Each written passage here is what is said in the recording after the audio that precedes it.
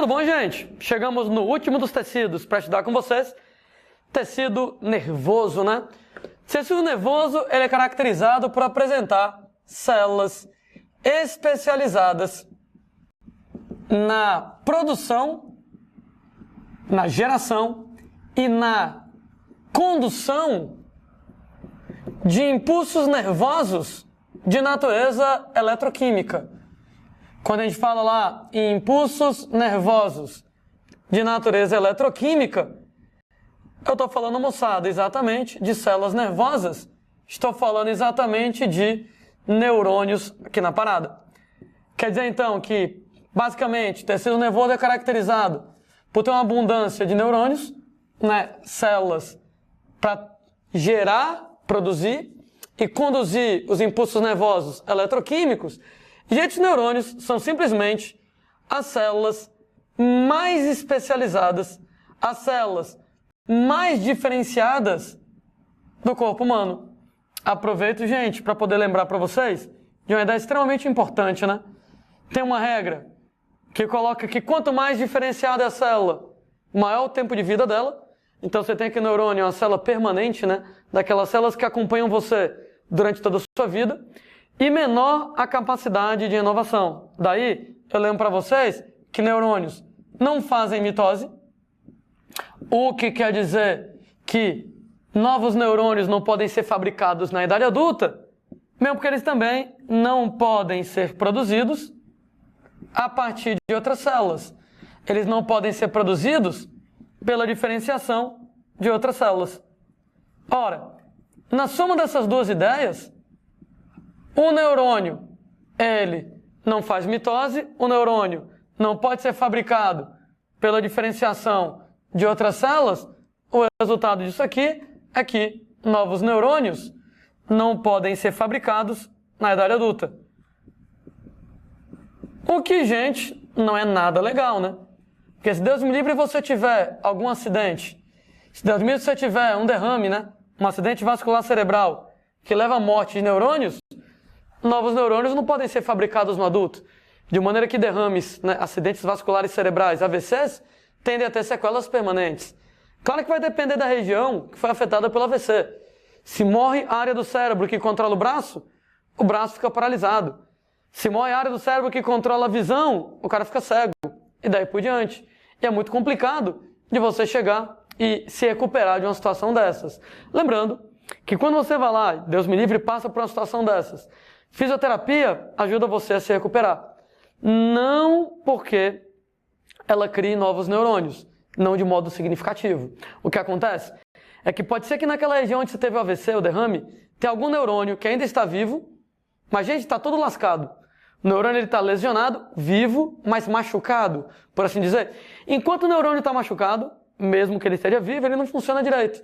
Entretanto, fisioterapia é ótimo para isso, porque a fisioterapia estimula aquela região, né? Se você de repente está lá com um AVC que teve uma paralisia do braço, afetou a região do cérebro que controla o braço. No que eu começar a estimular o teu braço, aquela região do cérebro que controla o braço começa a receber mais sangue, oxigênio e nutrientes, e esse sangue, oxigênio e nutrientes em maior quantidade, pega aquele neurônio que estava machucado, vivo, porém machucado, e o neurônio se recupera. No que o neurônio se recupera, ele, nesse caso, faz o braço voltar ao normal. Realmente, né, tem pessoas que vão lá passar por um AVC, tem alguma sequela, mas acabam se recuperando, não é porque novos neurônios são formados. Novos neurônios não podem ser fabricados no adulto. A explicação é, e a fisioterapia é ótima para isso, neurônios que ainda estão vivos, porém machucados, se recuperam das lesões, né, e aí volta a funcionar normalmente, o cara volta ao normal. Fisioterapia, melhor, bacana, porque ela vai aumentar o fluxo de sangue, oxigênio e nutrientes na região estimulada. Estou estimulando o braço, região que controla o braço é essa, mais sangue, oxigênio e nutrientes para recuperar os neurônios. Eu lembro ainda para vocês que essa história de que novos neurônios não podem ser fabricados no adulto, hoje em dia nós sabemos que isso não é inteiramente verdade. Novos neurônios não podem ser fabricados no adulto, a não ser pela diferenciação de um tipo de células tronco chamado de astrócitos. A gente, moçada, descobre isso Há alguns anos atrás, né, então, há um certo tempo atrás, havia uma espécie de dogma na biologia, na medicina, que dizia que era impossível fabricar novos neurônios no adulto, que eles não podem fazer mitose, nem podem ser fabricados pela diferenciação de outras células. Então, eles não poderiam ser fabricados no adulto. Entretanto, a gente descobre que existe, sim, a capacidade de fabricar novos neurônios pela diferenciação dessas células, chamadas astrócitos. Plasticidade é o nome desse fenômeno. Plasticidade de um tecido, nesse sentido, é a capacidade de renovação de células no tecido. A gente acreditava há alguns anos que não havia plasticidade nenhuma no tecido nervoso. Hoje a gente sabe que a plasticidade do tecido nervoso existe. A capacidade de renovação de células no tecido nervoso é péssima, mas existe. Sendo que a gente pode fabricar novos neurônios, entretanto, somente em algumas regiões do sistema nervoso, não é em qualquer região do sistema nervoso. Destaque, moçada, para o hipocampo, que é a região do sistema nervoso que lida com memória. Contei essa história certa vez, né? Que à medida que você vai envelhecendo, novas informações são necessárias na sua cabeça. Todo dia você aprende alguma coisa nova. E aí, nesse caso, o hipocampo, ele fica criando novos neurônios a partir dos astrócitos para acumular novas informações. Quer melhorar a sua memória? Quer melhorar, por exemplo, lá o trabalho do seu hipocampo? Leia, estude, faça palavras cruzadas, né? Vai jogar xadrez. Qualquer atividade, moçada, que estimula o cérebro intelectualmente falando, ajuda o hipocampo a criar novos neurônios. Nesse caso, você pega o astrócito, diferencia em novos neurônios. Infelizmente, somente em algumas regiões do sistema nervoso e em pequenas quantidades. O resultado, como é em pequenas quantidades, se Deus me livre, alguém sofreu AVC, gente, um AVC mata milhões de neurônios de uma vez. Milhões. E através do processo de plasticidade do tecido nervoso, eu consigo fabricar alguns poucos milhares de novos neurônios. O que quer dizer que, se Deus me livre, o cara teve um AVC, milhões e milhões de neurônios morreram, eu não consigo fabricar essa grande quantidade de novos neurônios. Eu posso até fabricar um outro neurônio, né, alguns poucos milhares, graças à diferenciação do astrócito. Mas, como é pequena quantidade, não dá para recuperar de uma situação extrema, como, por exemplo, um acidente que o cara levou, uma pancada muito séria no cérebro, que matou vários neurônios. Ou então lá um derrame, um acidente vascular cerebral, que mata milhões de neurônios, não dá para recuperar. Porque eu consigo fabricar no máximo alguns milhares de novos neurônios nessa brincadeira. Por que neurônio, gente, é uma célula tão complicada? Por que neurônio é uma célula tão difícil de ser renovada? Porque, gente, ele é uma célula super diferenciada para poder desempenhar as funções que ele tem. De modo geral, um neurônio tem 3 regiões. O neurônio vai ter, número 1, dendritos. Dendritos, moçada, são uma série de ramificações cujo papel é receber o impulso nervoso. O papel é captar o impulso nervoso. Então, o impulso nervoso, ele entra exatamente pelo dendrito. Segunda região do neurônio, uma região, moçada, lá chamada de corpo celular, ou então de centro trófico, ou ainda pelo nome de pericário. Mas, gente, devo admitir que o nome centro trófico e pericário não é muito utilizado, a gente chama mesmo de corpo celular. Papel, moçadinha, do corpo celular, basicamente, o papel é de interpretar o impulso nervoso. Entre aspas, tá? Ele é o cérebro do neurônio. Ele quem manda no neurônio aqui na conversa. Inclusive, quando a gente fala para vocês no corpo celular, o corpo celular ele tem algumas organelas que me chamam a atenção. Você tem o núcleo, né, gente? O núcleo lá, afinal de contas, é quem vai mandar na célula.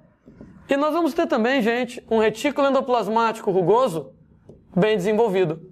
Aliás, esse retículo endoplasmático rugoso bem desenvolvido no neurônio, ele tem até um nome especial. Ele é chamado pelo nome de corpúsculo de Nissel. Sendo, gente, que por que você precisa de um retículo endoplasmático rugoso bem desenvolvido no neurônio, né, o corpúsculo de Nissl, ou então ainda chamado de substância tigroide de Nissl. Tigroide porque ele é todo riscadinho, né? Alguém cismou que parecia lá com um tigre ou coisa do gênero. De qualquer maneira, por que você precisa de um retículo endoplasmático rugoso bem desenvolvido lá no neurônio? Qual a diferença do retículo rugoso para o liso? O liso não tem ribossomos, o rugoso tem ribossomos aderidos a ele. Se o retículo rugoso ele tem ribossomos aderidos a ele, o ribossomo tem um papel de síntese proteica, o retículo rugoso fabrica proteínas.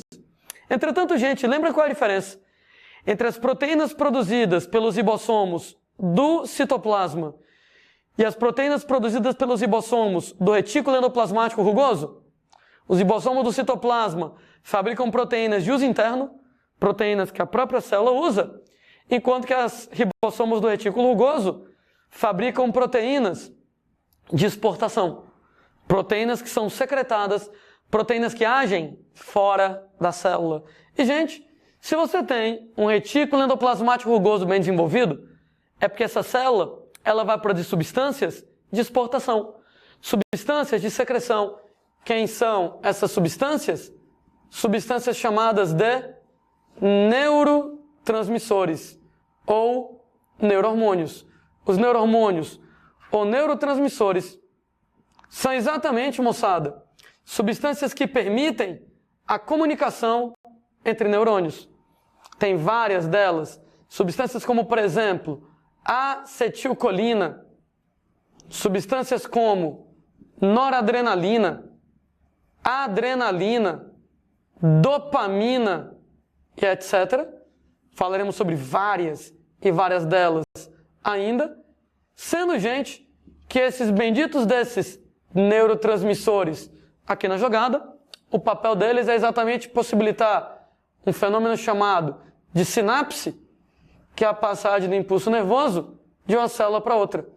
Então, a passagem do impulso nervoso entre células, de uma célula para outra célula. Ora, quer dizer então que quando você pega o corpo celular, tem um núcleo bem desenvolvido, retículo rugoso bem desenvolvido, corpúsculo de Nissl, substância tigroide de Nissl. Como é o retículo rugoso? O papel é produzir proteínas de exportação, quem age fora da célula. Neurohormônios, neurotransmissores, que serão jogados fora da célula para poder exatamente permitir a sinapse, a passagem do impulso nervoso de uma célula para outra, de um neurônio para outro, nesse caso. O terceiro e último componente em relação ao neurônio chama axônio. Esse axônio, moçada, o rabão lá do neurônio, ele, gente, vai ter o papel de transmitir o impulso nervoso. Ou seja, ele vai passar impulso nervoso de uma célula para outra. Lembro para vocês que, baseado nisso, o impulso nervoso ele é unidirecional. Quando a gente fala para vocês que o impulso nervoso é unidirecional, ele sempre, obrigatoriamente, segue uma determinada sequência. Obrigatoriamente ele vai dendrito, corpo celular, axônio, e ele, gente, nunca pode ir no sentido contrário. Vamos combinar um negócio com vocês, certo? Eu posso até pular alguma das regiões do neurônio. Não é obrigado passar pelas 3 regiões. Não precisa passar pelo dendrito, pelo corpo e pelo axônio. Tem situações que já começa no corpo celular e aí daí vai para o axônio. Tem situações que vai do dendrito para o axônio e pula o corpo. Ou seja, o que não é obrigado é passar pelos 3. Pode pular o dendrito, pode pular o corpo. O que você não pode fazer é mexer na direção da seta. Então não é obrigado passar pelo dendrito, pelo corpo, pelo axônio? Não é. Pode pular algum deles. O que você não pode é mexer na posição da seta. O impulso nervoso ele é unidirecional. Em relação ao axônio, nós vamos ter que o finalzinho dele se chama telodendro. Não vou dizer, moçada, que o telodendro é uma parte do neurônio. Parte do neurônio é dendrito, corpo celular e axônio. Mas o telodendro, ele é o finalzinho do axônio, tá? Fundamental na liberação dos neurotransmissores no processo de sinapse. Então você tem aqui em cima o retículo endoplasmático rugoso, ribossomozinhos bem desenvolvidos. Isso aqui vai produzir vesículas contendo, gente, lá, neurotransmissores, vesículas contendo substâncias químicas. E, gente, essas vesículazinhas contendo os neurotransmissores, elas vão, então, passeando pelo axônio e passeando pelo axônio e passeando pelo axônio, até que, moçada, chega lá no final, chega lá no telodendro, para você pegar essas vesículas e liberar os neurotransmissores. Então, no processo lá de sinapse, na brincadeira, o que você vai fazer é pegar um neurônio, pegar outro neurônio, e para que você possa comunicar os neurônios, lá vem, gente, o impulso nervoso, o impulso nervoso, o impulso nervoso, o impulso nervoso. Quando o impulso nervoso chega aqui no final eu tenho as vesículas com neurotransmissores, e o impulso nervoso, ele vem. No que o impulso nervoso, ele chega aqui embaixo, ele vai pegar aquelas vesículas, aqueles saquinhos de membrana com neurotransmissores, e promove a exocitose, né? Nesse caso, você vai promover a liberação dos neurotransmissores para exatamente os neurotransmissores se ligarem no neurônio seguinte e gerarem um novo impulso nervoso no processo de sinapse, que, claro, a gente vai conversar com bem mais carinho sobre isso ainda. Qual é o problema? É que, gente, eu não tenho pressa com as vesículas com neurotransmissores, né? Porque essas vesículas com neurotransmissores, elas vão sendo fabricadas o tempo inteiro e vão sendo levadas lá para baixo.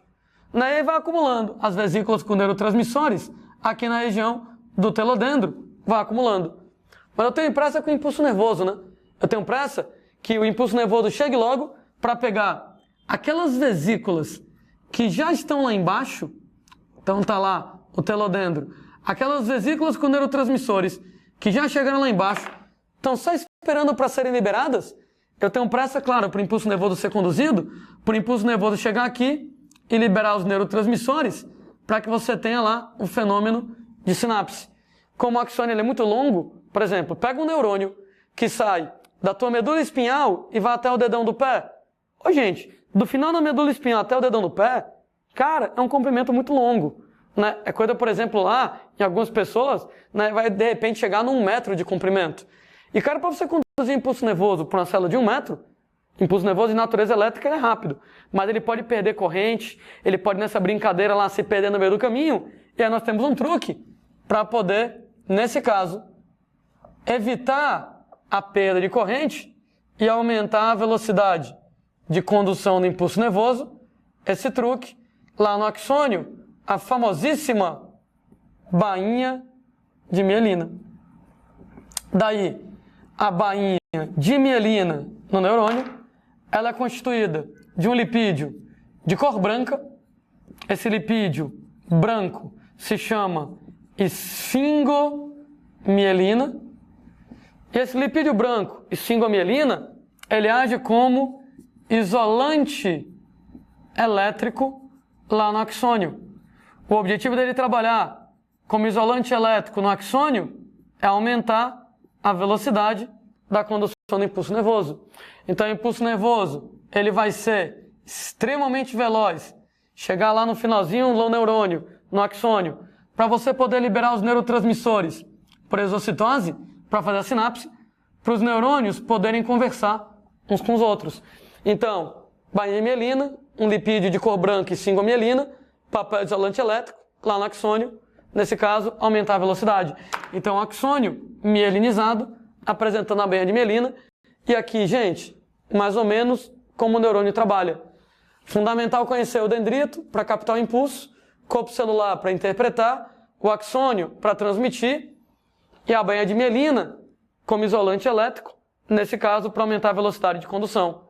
O impulso nervoso, unidirecional, dendrito, corpo, axônio, isso aqui, absurdamente importante para a gente.